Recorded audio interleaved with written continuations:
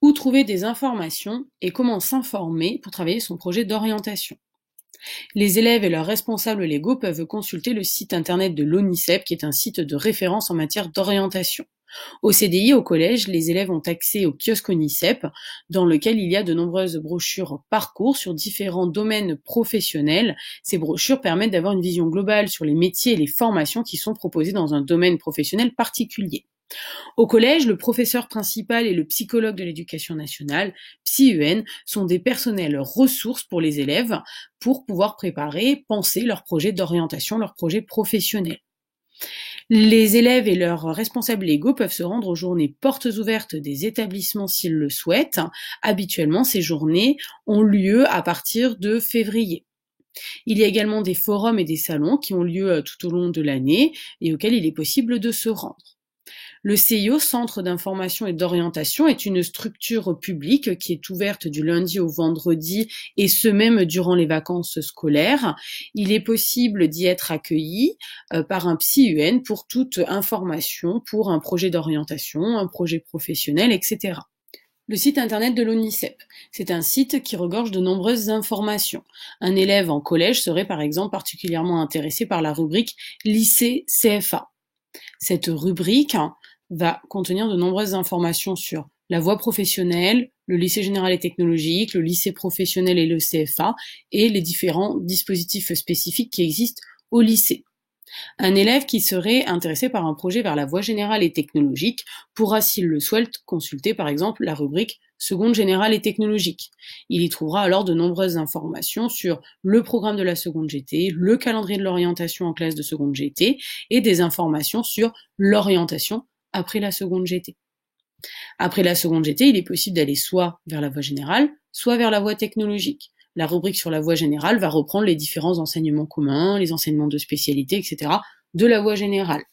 La rubrique sur la voie technologique va va présenter en tout cas les 8 bacs technologiques qui existent et va permettre, si on le souhaite, de consulter plus spécifiquement l'un d'entre eux. Par exemple, ici, le bac STMG. Le bac STMG, si on veut en savoir plus, on a cette fiche formation qui apparaît, qui va nous permettre de comprendre pour qui est fait ce bac, au programme, donc quelles sont les spécificités de cette série, les spécialités, quelles sont les poursuites d'études auxquelles on pourra prétendre après ce baccalauréat-là, et puis quelles sont les perspectives professionnelles. Pour un élève qui serait plutôt intéressé par la voie professionnelle, pour faire les recherches de formation, après la troisième, par exemple, après le collège, il peut être possible de cliquer dans cette rubrique formation.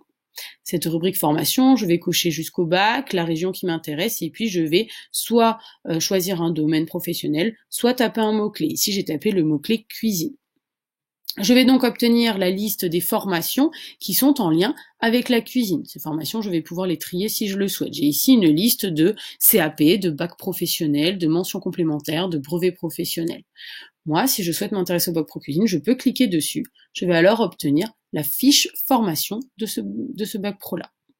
Les fiches formation sont toutes faites de la même manière. Je vais avoir une photo ou une vidéo, des informations écrites, des informations sur l'admission dans cette formation, des informations sur les poursuites d'études possibles, des exemples de métiers que l'on pourra exercer après cette formation, et puis la liste des établissements où il est possible de préparer cette formation, avec la possibilité bien évidemment de faire des filtres.